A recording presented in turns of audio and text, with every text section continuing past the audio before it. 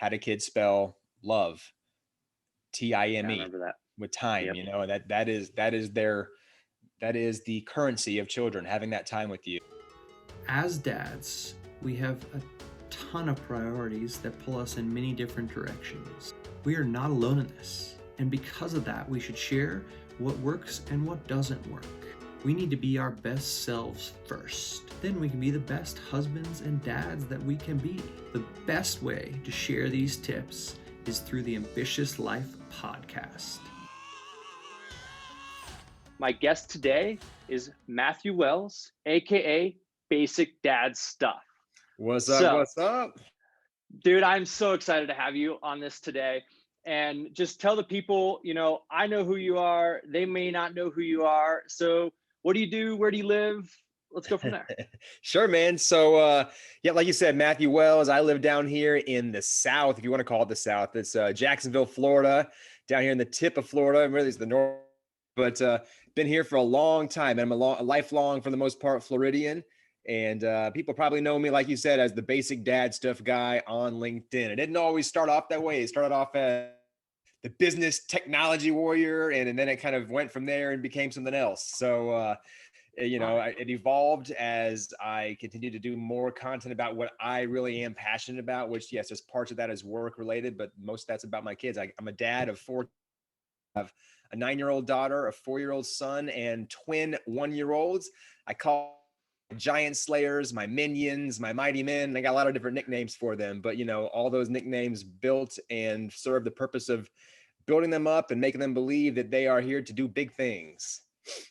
Man, I love that. And so, when did the transition happen from just business only on LinkedIn to, hey, you know what? I'm going to show the world who I am and all of it. Where did that come from? When did it start? So it started off as the business side. The story as it goes is I had, like most people, I had LinkedIn for the purpose of a resume spot. It was there. I wasn't looking for a job, but I had my resume and my logistics about who I am business wise on there.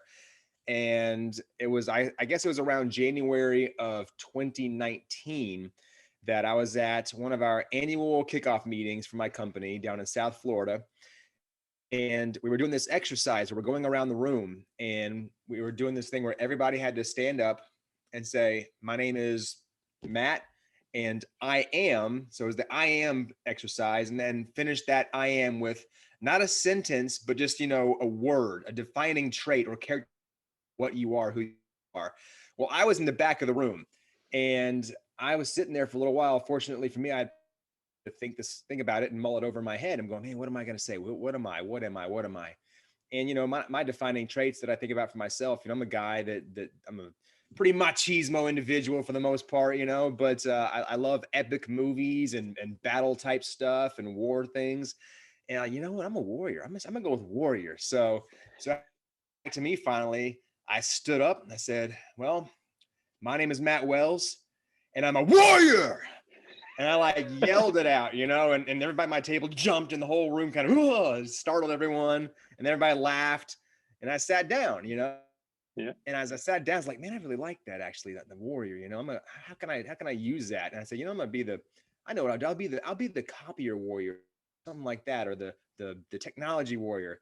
And I kid you not, man, literally 2 days later, I'm on LinkedIn. I'm starting to just kind of browse around on LinkedIn at this point. I'm not really posting something here and there, mostly just text posts. I didn't do anything with video or stuff like that yet. But it's one of those moments where you think, man, my phone is definitely listening to me, because 2 days later, I'm on LinkedIn, I'm scrolling, and who pops up in my feed but a guy named Dale Dupree, who is the copier warrior. And I was like, what? Copier warrior? What is this? What is How'd that this, happen? man? I was gonna be the copier warrior. And so I started looking at his stuff, and he'd already been doing this. So I was like, well, son of a gun, it's already taken. You're nothing new in this world, man. So then I said, well, how can I switch it up? So I made it the business technology warrior. I reached out to Dale and I said, hey man, in case you see any of my stuff here on LinkedIn, I'm not ripping you off, man. I had this idea, and then literally lo and behold, I saw you 2 days later. And he's like, hey man, great minds think alike, run for it, do your thing. Him and I become friends since then. But so I started off as the business technology warrior. All my content was about being a warrior in life. That warrior could be in your business, as a husband, as a father, in your personal life, as a neighbor, and be a warrior at what you're doing. And so every once in a while, I mean, I tend to post a good bit, where my faith is laced throughout my content. I mean, I'm not like preaching or anything in your face, but I definitely make it very clear that I'm a man of faith on there. And so over time, I'd post about being a dad and my faith. And I put a lot of stuff on there about what I did for work and how my work was, not what defined me, but how I did my work, and the personality and how I exude myself through my work is what defines me. So come around December later that year, at that point I started making videos. I had a few videos I made that were like comedy videos, humorous videos. Well, they went, you can call it mini viral, viral for LinkedIn anyways, where they get several hundred, 400, 500 reactions, which is really big on LinkedIn. But I didn't really have anything that I was really focusing on. And so in December, I came across a guy named Patrick McNamara, which everybody knows. Pat McNamara, Pat Mac, is basic dude stuff.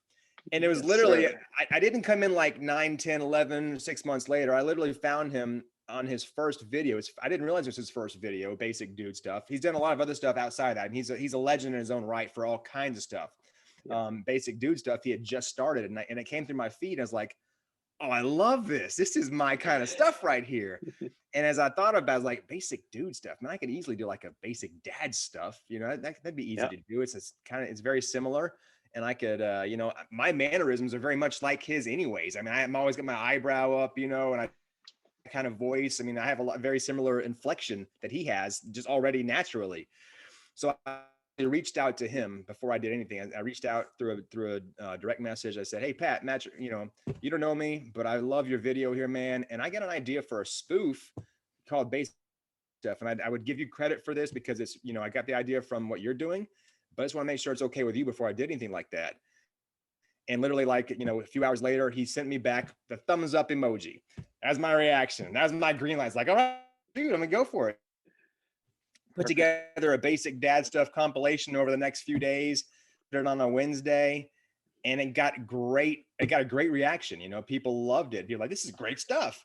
I was like, okay, cool. I can do more of this. And I just kept doing it. The more I did it, the more I loved it. The more my kids loved it also. I mean, my kids walking around going basic dad stuff, I mean, they're the ones saying it also. And just, over time, naturally, it just became very organic, and it felt real, and it felt like it was my own thing. Now, granted, I got it from him, but it's kind of evolved into my own thing also.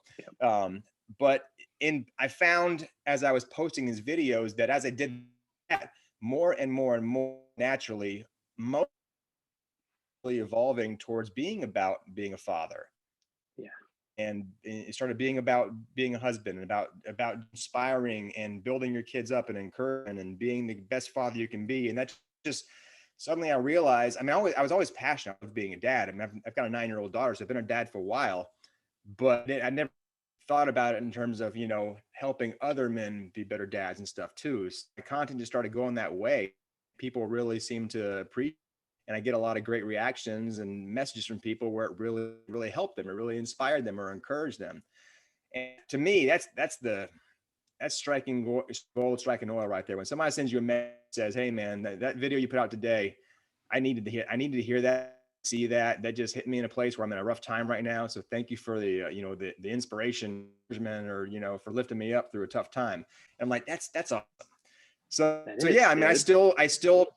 Yeah, man. And I got some friends on here that I, strategize with. So I have a LinkedIn strategy. Most of my stuff is on LinkedIn. It's where I've got pretty much a decent following. Mondays I do content, usually actual job. I work for a Xerox company, and I work in the technology world. So software, copiers, things like that. But then Wednesdays is basic dad stuff. And then Fridays is usually just some kind of an entertaining piece, whether it's me doing a silly movie reenactment or you name it, just all kinds of Fridays. It's just meant to be a funny day for. And then every once in a while, I might drop something on Tuesday just because I'm just hit with something randomly. The muse comes to me. I'm also on TikTok and Instagram and stuff, but really, I haven't gotten traction on those places like I've gotten on LinkedIn. So that's what it is, man. I mean, I love being a dad. That's really what my main passion in life is, being a dad, and being a man of faith and trying to inspire and lift people up wherever I can. And yeah, that's me. And I think that I can't remember exactly if I found Pat first or you, but it was Mhm. definitely the basic dad stuff, basic dude stuff that I was like, oh, this is freaking awesome. And then we've interacted, engaged over the entire year, really, of all of 2020. And Yeah. I'm very similar, where I just kind of went all in on LinkedIn because I had tried on the other platforms. I had tried on Yeah. Facebook, I had tried on Instagram. It just didn't really feel the same. All right. I love it. I love it, man. And at some point, I have a feeling my little dudes will come in here too. So it's just, it's who we Bound to are. happen. And exactly, man. It's And I basic think dad that stuff. Oh, it is basic dad stuff, bro.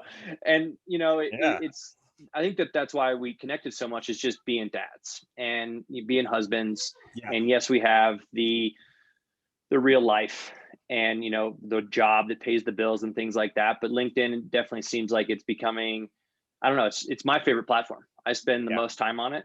Oh, hands and down. and so that's where like I said, as I started to think about, I wanted to start a podcast for all of 2020. I just didn't have the idea that I wanted to really just kind of what just felt natural. And then again, just being a dad, being a husband, and navigating this crazy world, it just kind of fell into that. So, I know we've talked about working out, we've talked about, talked about your faith, everything like that. And I love how you approach that on LinkedIn. Like you said, I'm not preaching, it's just a part of me. And I think people appreciate that. They appreciate being our authentic selves. And they gravitate toward that and everything like that. So one of the first questions I have that I'm always so curious about is, I have my own kind of mindfulness practice and things like that. So I'm going to make an assumption you pray and things like that. You've actually put that out on LinkedIn. Do you have other mindfulness practices, meditation, things like that?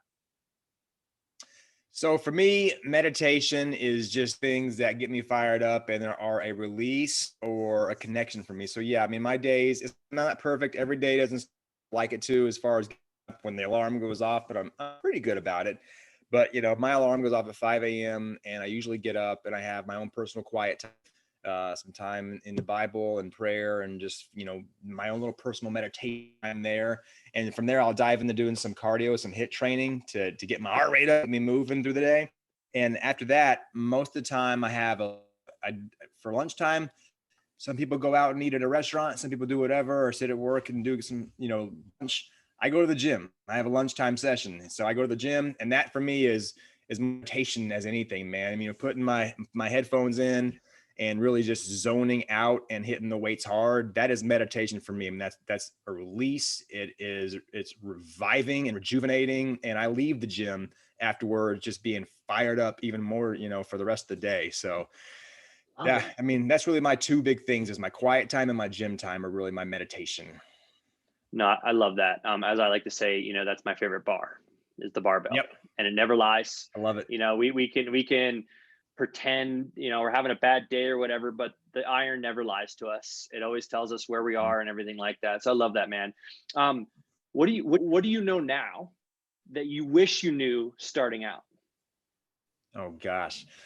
What do I know now that I wish I'd known then? Well, I mean, I guess I wouldn't have mind knowing about this whole GameStop thing, about 6 months ago. But I knew that was going to come up, no, brother. It had to.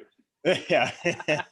But oh man, there's so many things that I knew 10 years ago. I mean, a decade is a long time. It goes by in a blink, but at the same time, there's a lot of stuff that it's a long time for a lot of things to happen. So, uh, you know, I wish I had known then. There's different directions and different roads to go down with that answer. I mean, career wise, I wish I'd known where I was going to wind up, so I could have wound up here sooner, because I could have easily been in the profession that I'm in technology 10 years ago, instead of going down a road that really was a bit of a dead end road for me for a long time until I made this transition. If I'd been where I'm at 10 years ago, I'd be so much further along in terms of where I'm at career wise. So there's that as far as career. I also think it would have been really good to have had a handle on just kind of digging into the entrepreneurial spirit that it's really just now starting to bloom and blossom within me. I'm not an entrepreneur. I work for a company, an organization, but I'm a lot of entrepreneurs who are very successful and doing big things. And it's inspired me, I mean, the basic dad stuff thing we talked about is really and truly the beginning of, I'm thinking, and hopefully will be something more. So I wish I'd known that and thought about getting into that and having that kind of a mindset 10 years ago, because again, 10 years, if you start something off, things don't always work out. Things don't always succeed. Most of these people, biggest successes you see, we've all heard this about how many times they failed before they finally made it. So, if I'd started doing something entrepreneurial 10 years ago, maybe I'd had some failures along the way, but no doubt I would have found something to succeed in, and so I would have liked to have been able to have that type of a mindset earlier on, so I could dig into that and see where it would be as of today. Yeah, love that. But the other side of that token is we are where we are because of all the past. So Sure. yes, we could have, I wish I had, I was a personal trainer for 13 years.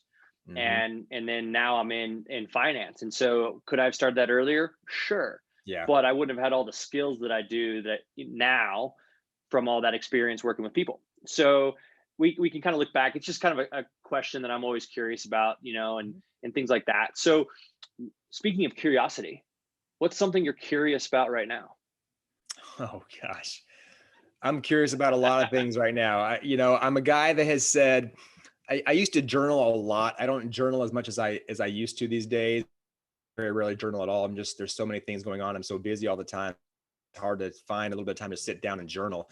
Really and truly, I think that LinkedIn has kind of become my journaling. I mean, I post and stuff on LinkedIn that really is very real, and it's me being very honest, and I think anybody that's seen my stuff will realize and go, yeah, this guy pretty much puts it all out there. I mean, he's put videos of himself sitting on the toilet with kids coming up to him, for crying out loud, on LinkedIn. So it's pretty near and dear and personal, and I don't really leave anything out from behind the curtain or hiding behind the curtain. But I remember when I used to journal a lot, I wrote a journal entry one time that I still to this day remember it because I really loved it, and it was my mini mistresses, I called it. Okay. And, at the time I worked for a healthcare company, and I spent, in a 40 to 50 hour work week, I probably spent 30 hours of that, if not, more, on the road driving from city to city to city. Oh, wow. So I had a lot of time in the car to just think as I was going down the highway, and a lot of time on the road equals a lot of thoughts that go through your mind, so I had a lot of great journaling back then, because I had a lot of stuff that I thought about. But one of the things that came to my mind was, I'm a man of too many mistresses. And of course, if that doesn't mean female companionship. Right. It just meant that I had so many things and so many things that I wanted to be passionate about, and so many things I wanted to be so many things I wanted to make a hobby that was more than a hobby. And I realized that you just can't be good at that many things. There's going to be a time where you got to let go of some stuff and just realize and come to the eventual realization that, I'm not going to be a guitar player. It's just not going to happen for me. I'm not going to be a great guitar player. As much as I want to be a great guitar player, it's just not in the cards for me. Or, I'm not going to be a woodworker. As much as I would love to be able to do woodworking, I just don't have the time for it. And I've got these other things that I want to do that take precedence over that. So, but what am I curious about? Man, there's so many things that I love to do. So I'm curious about a lot of things. I read a lot. So the more I read, the more curious I get about all kinds of stuff. I'm curious about financial stuff like what you do, I mean, investment wise, it's one area I've always wanted to be better at is know more and be better. I'm great at like the day-to-day financial management, budgeting and stuff. I'm really good at that. I learned a lot from Dave Ramsey and other things also, but I've never been really good at knowing about, investing and how to make your money make money for you while you're not even doing anything, that kind of stuff. So I'm very curious about that.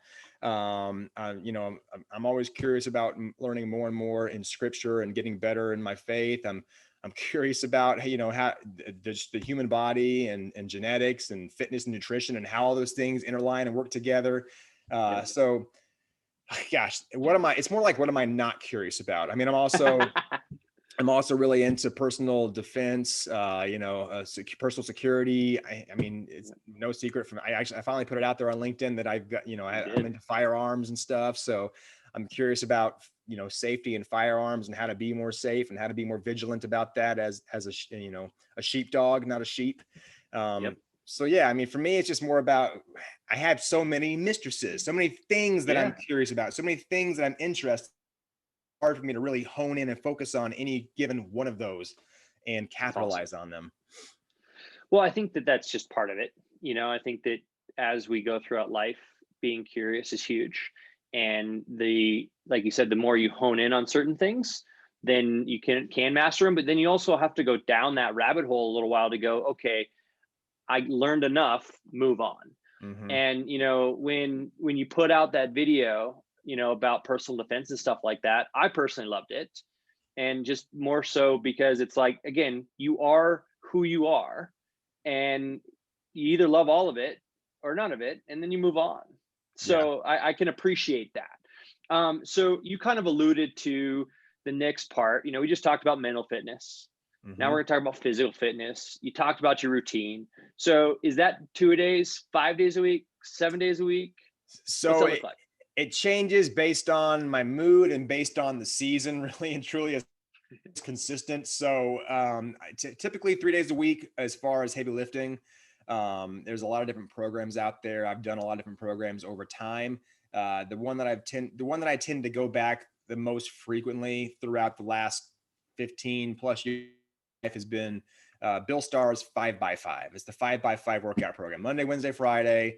5 sets of 5 on the big five, or the big 3, big 4, big 5. However many big you want to call, squats, bench press, deadlift, military press, heavy Yes, rows for the sir. most part. So that one's the one that I've always gone back to. There's other, I'll do variations of that. I'll do higher repetition stuff sometimes just for whatever reason, but I always tend to fall back on the 5x5 because it's just such a fundamental core strength building program. But I'm like anybody, if you're really into physical fitness and you're really into, your personal health and me more into bodybuilding, I'm that bipolar person. It's like, as soon as I start getting really big and strong, then I'm like, well, dang, now I want to get, shredded and lean. So then I start working to get shredded and lean. And I switch my diet up and I go keto or whatever else. And I start getting real lean. Well, about that time I get real lean, I watch a movie like, what's the movie with the Pain and Gain. I watch a movie Oh and yeah. then I'm like, no, now I want to get big and huge and strong. And I start switching it up, So I'm constantly going back and forth. I want to get big and strong, and I want to get lean and shredded, So, Yep. so I'm constantly waging war with myself about which way I want to go with things.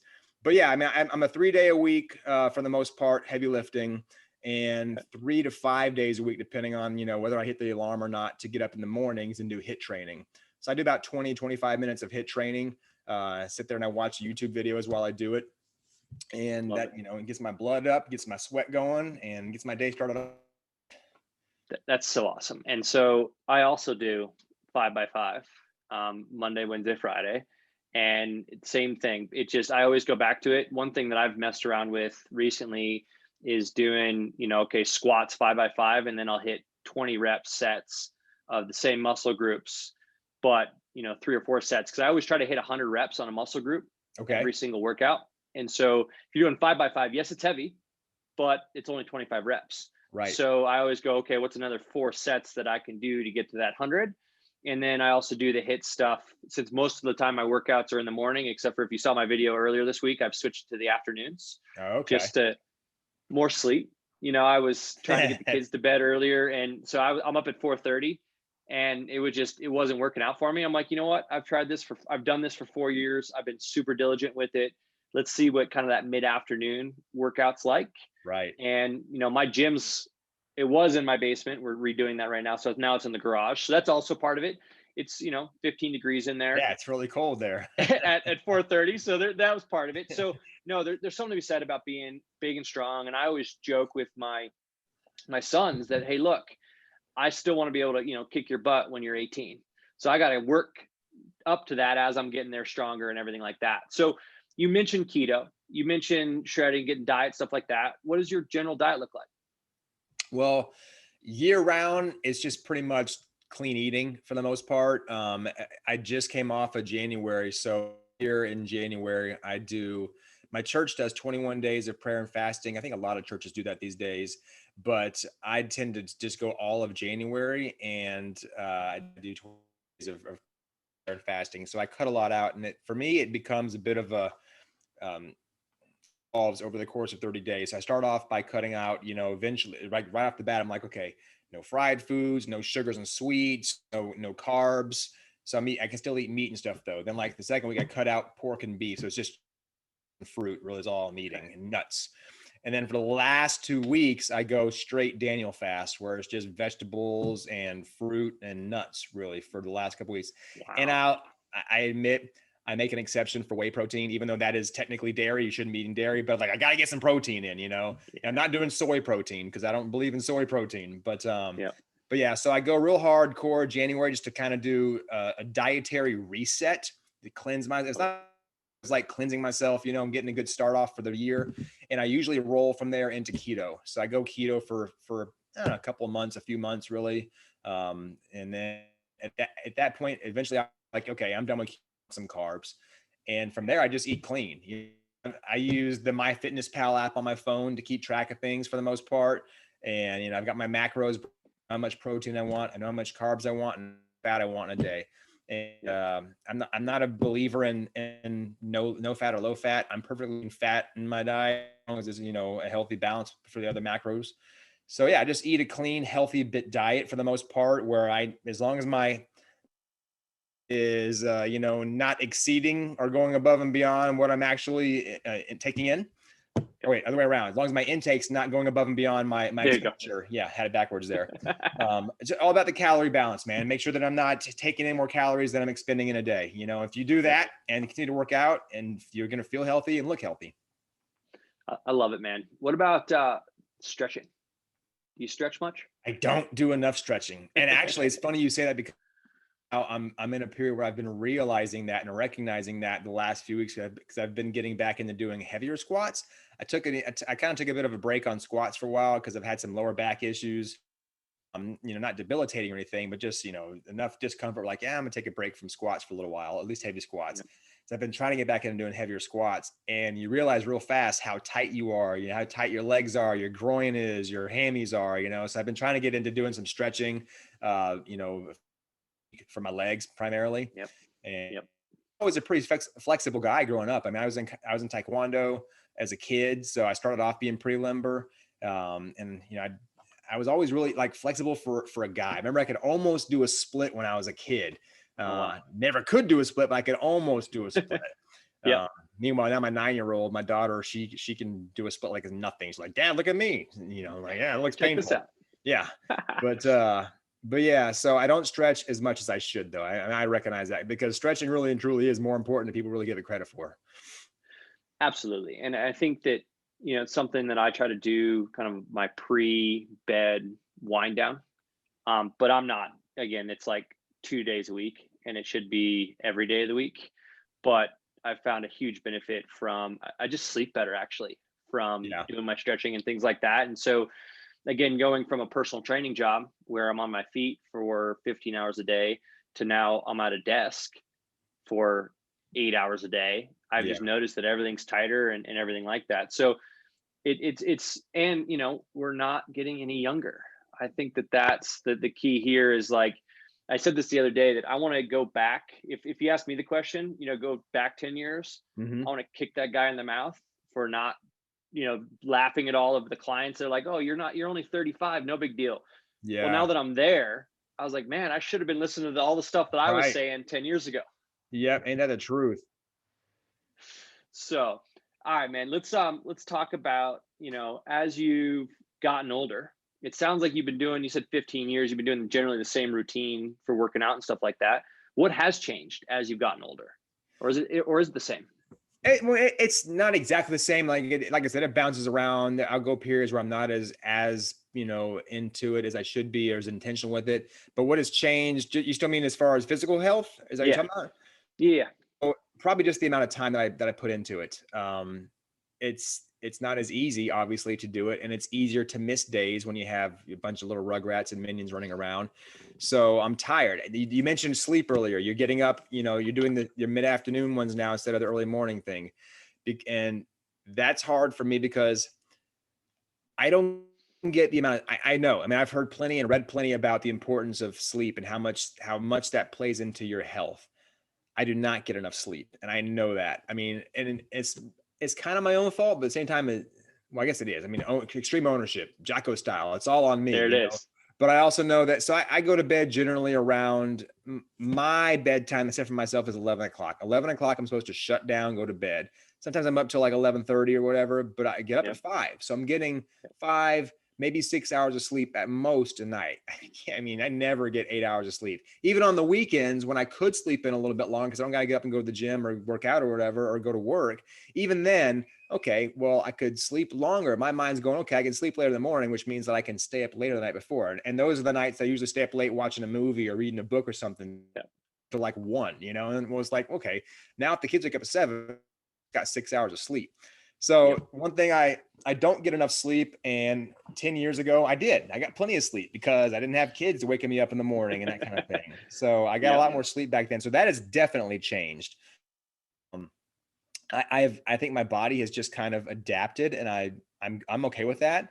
I do perfectly fine on the amount of sleep that I get, but I do completely recognize I'd probably do even better if I got more sleep.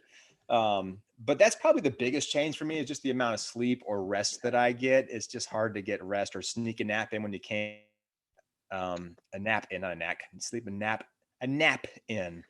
But outside of that, you know, not much else has changed as far as my physicality. I mean, I've never stopped working out. I've never stopped trying to be clean in my eating. Probably the only change that really took place at some point many years back was when MyFitnessPal became a thing. Like when it first came out and people jumped on board, and I learned more about macronutrients and stuff, I became more intentional about my diet. You know, I mean, and plus it's just part of being in your 30s. Suddenly you wake up and you realize one day that, crap, I can't eat the same thing I could eat before. I mean, I can still eat it, but I can feel that I ate it now. I shouldn't. Now my body actually reacts to it.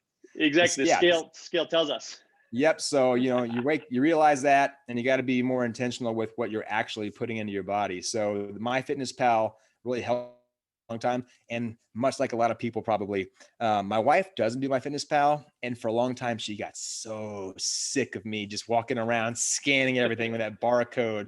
I think experience that, you know, will you stop scanning the food, stop scanning the label, you know, like I just got to keep, you can become a little obsessive about what you're putting in, almost, you know, 100%. To the point that it's maybe not that down to the exact calorie macronutrient count. But that's probably the biggest change, you know, like I said, sleep, and just having to be more intentional about what I eat, because I'm at that point in life where if I continue eating the same crap, my tells me, and the scale tells me, like you said.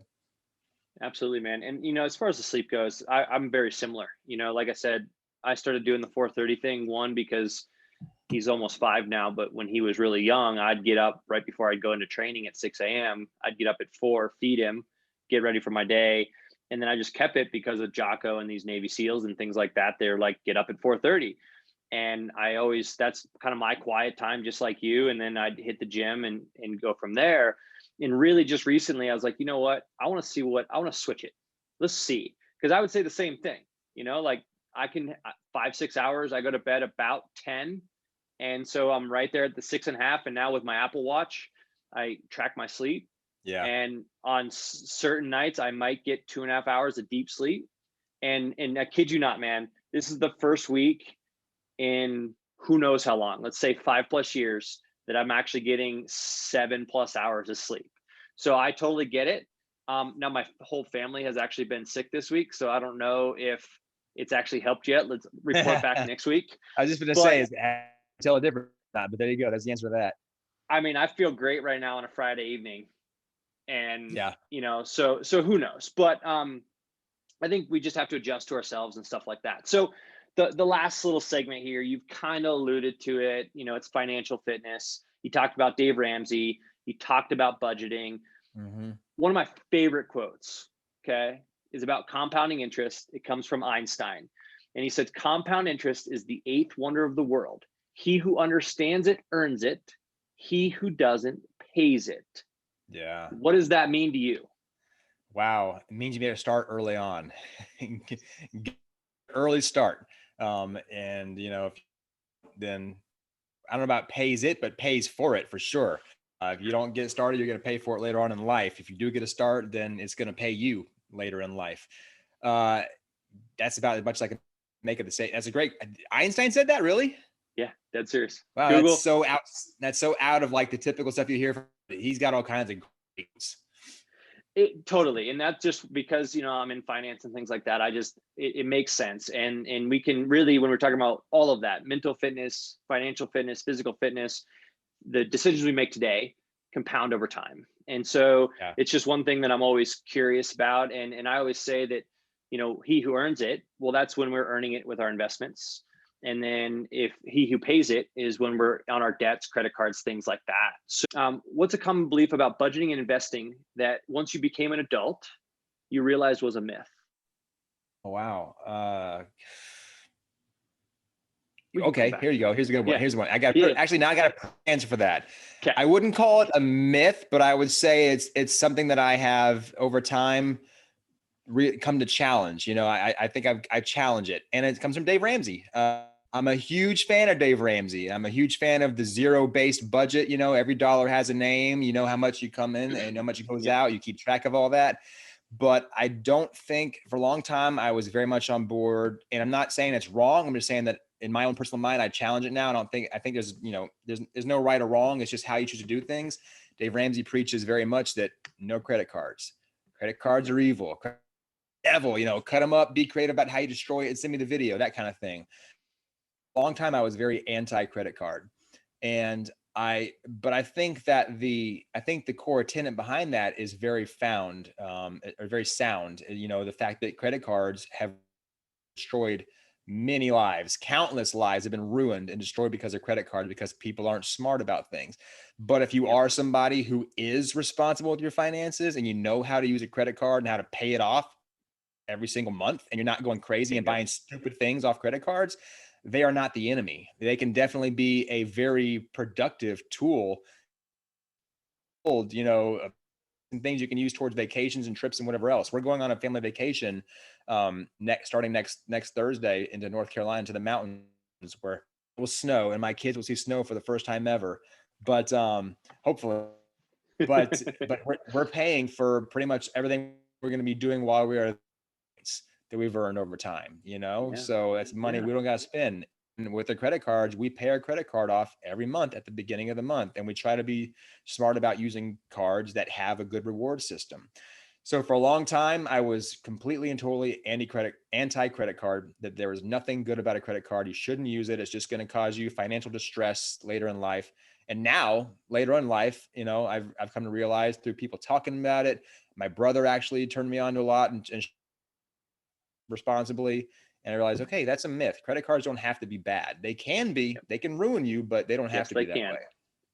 Absolutely. I think that's actually one of the best examples. And I look at it, you mentioned budgeting earlier, and let's just say round number, you have $5,000 to pay all your bills every month. Well, if you then use the credit card to get you to $6,000, well, you're always going to be in debt. Mm-hmm. Now, if it's something like, hey, I spend 4,000 with cash and 1,000 goes on the credit card, but I still have that extra 1,000 to pay it off every single month, and you're not paying interest. And to your point, points or whatever it could be is a great advantage. So I think that was a great one. Sorry, it was not a great question, but you came up with a great answer. No, it was a good question. I was just not hearing it correct. I was thinking about it backwards at first. Okay, sounds good. So what do you value? This is not necessarily just financial fitness, but what do you value the most? Time. I mean, I know that's not really simple. That's not really a financial thing, but at the same time it is. Time is money, right? So time, man, time is just invaluable, and time is a language in and of itself. Time. I posted on LinkedIn a while back, and I can't claim credit for it. It wasn't my quote. I heard it from another guy a while back on a podcast. But how do kids spell love? TIME. I remember that. With time. Yep. That is the currency of children, having that time with you. And so, and saying can be said for your spouse, having time with your spouse, going out and having time with your spouse, and going on a date night, or once in a while, once a year, if you can do that, go on a weekend getaway without the kids, that kind of thing. And that time, you can't put a price on that kind of time. It's just invaluable and priceless. I totally agree. And that's generally where I think that most people will answer that question, because time, as I see it, is our only tradable commodity. Mm-hmm. And we're always trading time for something else. And sometimes it feels like time is speeding up as we're getting older, and we should really just focus on the now and here, and really focus on our family and what's important. So one of the other questions that I want to think about too is about living in our budget. Do you think we should live within our means or expand our means? Ooh, interest. That's a good question. Live with. I think. Can I give you like a hybrid answer? I think you should Absolutely. live within your means while expanding your means. You There know, it I is. mean, so all along, don't spend more than you make. So live within your means, but continue to grow and continue to try to push to make more. So yeah, live within your means, but by all means, expand your means. Love it. Great answer. So a couple more here. Again, speaking of time and things like that, I want to be respectful for you to go have time with wifey and things like that. So a Oh, couple more. it's all good, brother. They're all in bed now. It's just you and me. Sounds good, brother. So what do you think, a unique skill is that has helped you become successful? Creativity. Um, I think just being able to be creative and have it and use all kinds of creative outlets, and the more I am, the more I expand with my creativity, the find more creative than I thought I was. So I've always been good with the written word. I almost feel dumb at this point now. I'm 38 years old, and I feel dumb saying I'm an aspiring writer, but I am. I've been wanting to write for a long time, and I've just never had the discipline to sit down and really write. I've got several quote unquote works in progress that I've started, but never Okay. really, saw. And so that's my own fault for not having the discipline to see it through. But I am good with the written word. In the last couple of years, I've come to realize that I'm also really, I love being able to make videos and stuff, and I learned that through LinkedIn and doing stuff on LinkedIn. I come like, man, this is fun. I have fun doing this. It's fun to get creative. It's fun to see, with the right software and program to see just how much you can do and how much, how fancy can I make this? How cool, how close can I come to like a real production value type thing, Yeah. in 2 or 3 minutes. So yeah, I mean, I think just the creativity has become the thing for me. That's yeah, going with Love that. it. Dude, great answer. And so that's one of those things too. And really why I love LinkedIn is it really allows you to bounce back and forth from the written word and or videos and or photos Yep. and things like that. And yes, it's business esque, but I think that really people are love authenticity. And we really, as you know, I've just started to get into videos. And so Yeah. I'm right there with you. Um, what is the top financial goal you have for 2021? 2021, I would say the top financial I have really and truly is just to, I don't have any big fancy goal for the year other than just to make made last year. That to me, that like a very shallow answer. No, I don't have anything big planned for this year. I'm trying to get a program off the ground with this base ad stuff thing, and I've got a guy with on that. And if that is, my quote unquote side hustle, if you will, and if that can help me, push here, that's it. But I don't have any huge thing.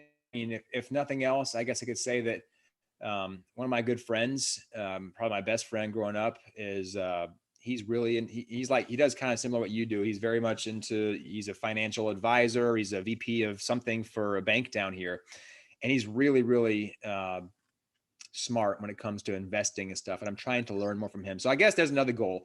I would say another goal for me is really to actually learn, and more than a shallow level, of how to invest and how to use investments to better yourself, and to see if I can start doing that this year. I don't have There you any go. dollar figure in mind. It's just more about the education and having and learning the knowledge and wisdom behind knowing how can I use the market? How can I use, the system that's in place to help better my financial future. Awesome. I love that. And I think that it's the same thing, kind of the theme throughout this whole thing is just the curiosity to always Mm-hmm. get better. As you said, your mistresses, just Yeah. continuing to master those. I love we're at some point we'll have to dig in more into the writing and things like that. And I have some side projects, same thing, just the discipline to do it. So I really appreciate that. Final question. Bring it on. What is one thing or something you thought I was going to ask you about that I didn't? Oh, that thought you were going to ask me about. You didn't. Or what's one thing you want to I don't say know. that I didn't ask you about? Man, when people talk to me a lot of people joke and have fun, but they're also, it's like kidding, not kidding. Your daughter is she's going to take over, man. She's taking over for you on LinkedIn. She's going to be the next big superstar, and you're going to phase out. She's going to push you aside. But it seems it's funny, people I talk to who ask me about the kids or ask me about Gracie, my 9-year-old, because she's become a little bit of a star in her own light through my videos on LinkedIn. And a lot of people she got her own little fan club on here, which is fun. Love it.